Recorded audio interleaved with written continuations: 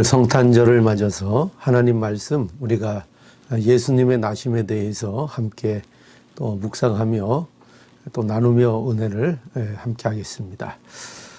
마태복음 1장 18절에서 25절 하나님의 말씀입니다. 예수 그리스도의 나심은 이러하니라.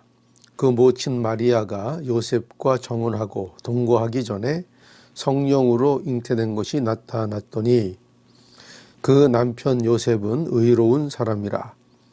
저를 드러내지 아니하고 가만히 끊고자 하여 이 일을 생각할 때에 주의 사자가 현몽하여 가로되 다윗의 자손 요셉아 내 아내 마리아 데려오기를 무서워 말라. 저에게 잉태된 자는 성령으로 된 것이라. 아들을 낳으리니 이름을 예수라 하라.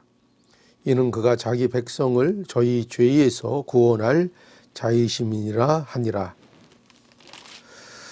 이 모든 일에 된 것은 주께서 선지자로 하신 말씀을 이루려 하심이니 가라사대 보라 처녀가 잉태하여 아들을 낳을 것이요 그 이름은 임마누엘이라 하리라 하셨으니 이를 번역한즉 하나님이 우리와 함께 계시다 함이라. 요셉이 잠을 깨어 일어나서 주의 사자의 분부대로 행하여 그 아내를 데려왔으나 아들을 낳기까지 동침치 아니하더니 낳음에 이름을 예수라 하니라. 아멘. 오늘 이 마태복음의 이 말씀은 예수님의 나심에 대하여 기록하고 있습니다. 그런데 이 내용은 다른 복음서 누가복음에 있는 내용과 좀 다른 관점을 우리에게 보여주고 있습니다. 그것은 그 내용들이 마리아에게 초점이 맞춰 있지 않고 요셉에게 초점이 맞춰져 있다는 것입니다. 그래서 18절에 여기 말씀을 보면은 예수 그리스도의 나심은 이러하니라. 그 모친 마리아가 요셉과 청혼하고 동거하기 전에 성령으로 잉태된 것이 나타났더니 이렇게 말씀하고 있어서 지금 요셉이 마리아의 잉태된 것을 알게 된 사실을 이제 기록하고 있습니다. 그리고 19절에도 보면 그 남편 요셉은 의로운 사람이라 이렇게 그 요셉에 대해서 묘사하고 있고 또 요셉이 이 일에 대해서 어떻게 반응하는가 그것도 여기 나타나 있습니다. 저를 드러내지 아니하고 가만히 끊고자 했다 이렇게 기록하고 있습니다. 20절에도 보면 이 일에 대하여 주의 사자가 바로 요셉에게 나타나서 이 일을 알려주고 또 앞으로 어떻게 해야 할 것을 이제 요셉에게 말해주고 있습니다. 그리고 요셉은 그러한 일을 이제 순종하고 또 실행하는 모습을 이 본문이 우리에게 보여주고 있습니다. 여러분 이러한 이 요셉의 주된 인물로서의 이런 등장은 두 가지 측면에서 중대한 사실을 우리에게 보여줍니다. 먼저 하나는 마리아의 잉태가 요셉과는 관련 없는 일이라는 것을 보여주고 있습니다. 그리고 둘째는요, 바로 이 예수님이 다윗의 후손이라는 사실을 이 요셉의 등장을 통해서 보여주고 있습니다. 여러분 이것이 왜 이렇게 중요한 일인가 하면은 예수 그리스도의 나심이 우리의 완전한 구원자의 조건을 충족하는 나심이라는 것입니다. 그 구원자의 조건이 무엇입니까? 그렇죠. 죄가 없어야 하고요. 그리고 또한 인간이어야 한다는 것입니다. 그래서 이 예수 그리스도의 나심이 어떻게 예언되어 있는가 하면은 창세기 3장 15절에 가보면 내가 너로 여자와 원수가 되게 하고 너의 후손도 여자의 후손과 원수가 되게 하리니 여자의 후손은 내 머리를 상하게 할 것이요 너는 그의 발꿈치를 상하게 할 것이니라 하시고, 예, 우리가 잘 아는 소위 말해서 원시복음이라 하는 말씀인데요. 예, 하나님께서 여자의 후손으로 사단의 머리를 상하게 하실 것이다. 이렇게 예언되어 있습니다. 여기 여자의 후손은 바로 예수 그리스도, 오실 메시아 그리스도를 말씀하고 있는 것입니다. 여러분 유대인들의 이 계보는요, 철저하게 아버지 중심입니다. 그래서 여자의 태에서 후손이 나오지만 여자의 몸에서 아이가 출산되지 않습니까? 그렇지만 유대인들은 철저하게 아버지가 자식을 낳는 것으로 이렇게 기록을 합니다. 그래서 여기 마태복음 1장에 등장하고 있는 이 족보에도 보면은요, 그것이 잘 나타나 있습니다. 아브라함이 이삭을 낳고 이삭은 야곱을 낳고 야곱은 유다와 그 형제를 낳고, 그래서 여기 보면 아버지인 아브라함이 이삭을 낳고 또 이삭이 야곱을 낳고 전부 다 남자가 그 자녀를 낳는 것으로 이렇게 기록되어 있습니다. 이것이 얼마나 철저하게 지켜지고 있는가 하면은 3절에도 보면은 여기 유다는 다말에게서 베레스와 세라를 낳고 라고 해서 여기 분명히 다말이라는 여자가 등장을 하는데, 그러나 낳는 것이 그래도 남자가 그 자녀를 낳은 것으로 기록하고 있는 것입니다.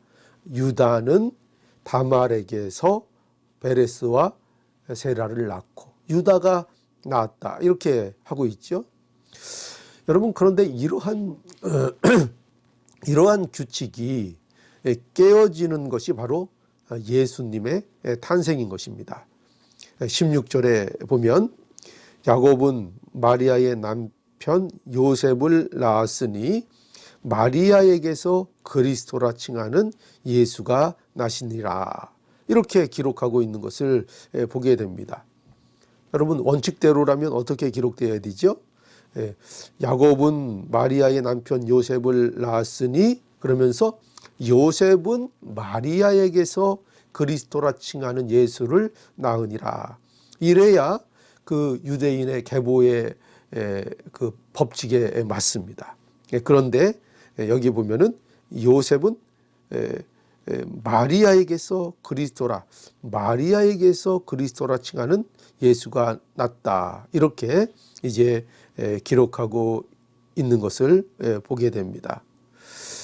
그러니 여기 보는 바와 같이 하나님께서 말씀을 주신 바 바로 여자의 후손이라는 말이 여기에서 성취가 됩니다.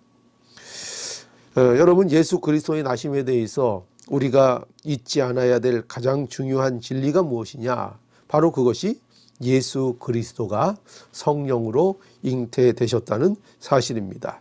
예수님의 탄생은요, 어떤 인간적인 방법, 생물학적인 방법, 또 인간의 사랑, 이런 것으로 예수님께서 결코 태어나지 아니하셨고 성령의 역사를 통하여 예수 그리스도께서 나셨다, 죄 없는 인간으로 나셨다, 이것을 우리는 분명히 예수님의 나심에 대해서 알고 우리가 생각해야 할 것입니다.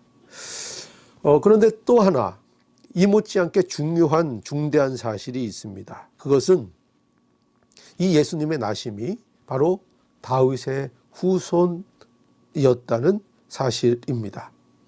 예수님이 여자의 후손임에도 불구하고, 그러니까 남자와 상관이 없는 그러한 탄생임에도 불구하고, 그러나 예수님은 또한 다윗의 자손이었다는 사실을 여기에 강조하고 있는 것입니다. 그것이 바로 여기 요셉이 등장하는 중요한 이유 중에 하나입니다. 왜 하필 요셉인가? 예, 그는 다윗의 혈통입니다. 마태복음의 이 족보의 시작이 그래서 1장 1절에 보면 아브라함과 다윗의 자손 예수 그리스도의 세계라, 이렇게 시작되고 있는 것을 우리가 알 수 있습니다. 예수님께서 분명히 요셉과는 상관이 없는 성령이 잉태하시게 하심으로 잉태된 분임에도 불구하고 이렇게 다윗의 후손으로 명명되고 있는 것을 우리는 보게 됩니다.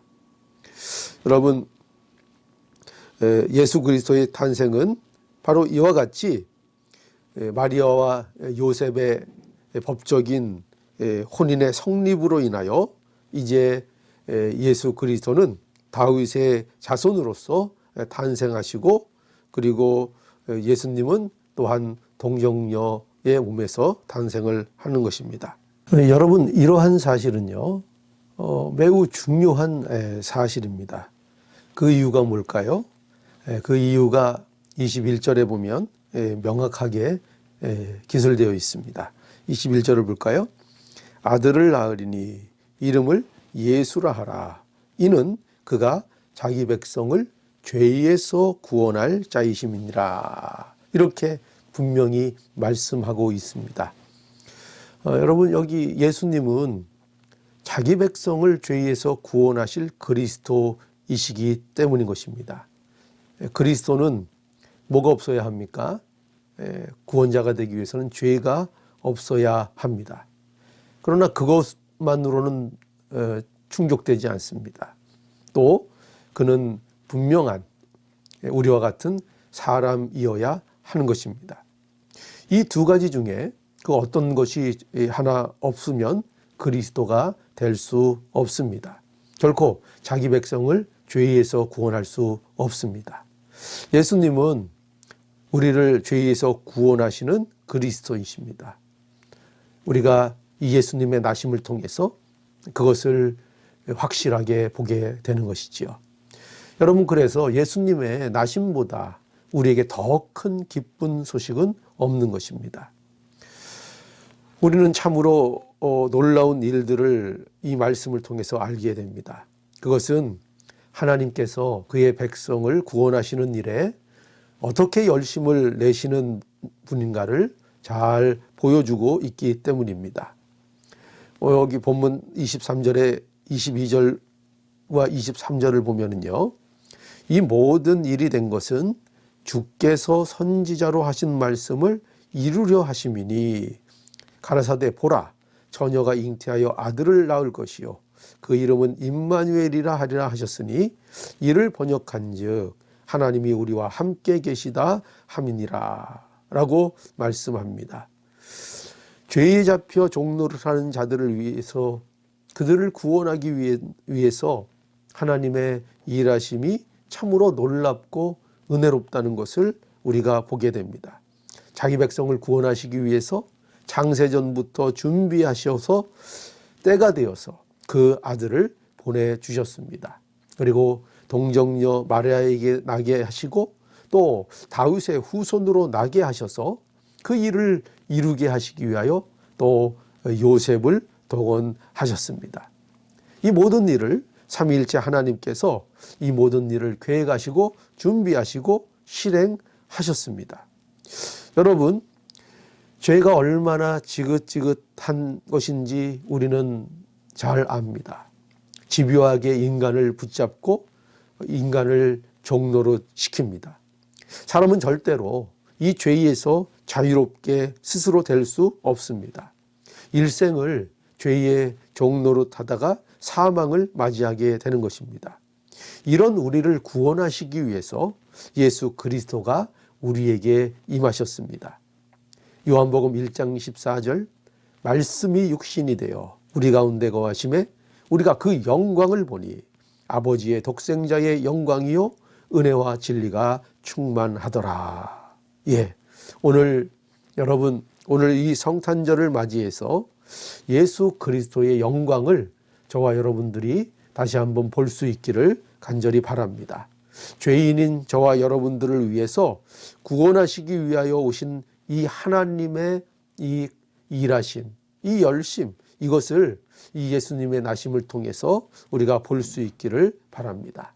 그래서 오늘도 예수 그리스도께 있는 이 은혜와 진리가 여러분에게도 충만한 오늘 하루가 되고 또 나날이 되도록 하나님 앞에 간절히 바랍니다.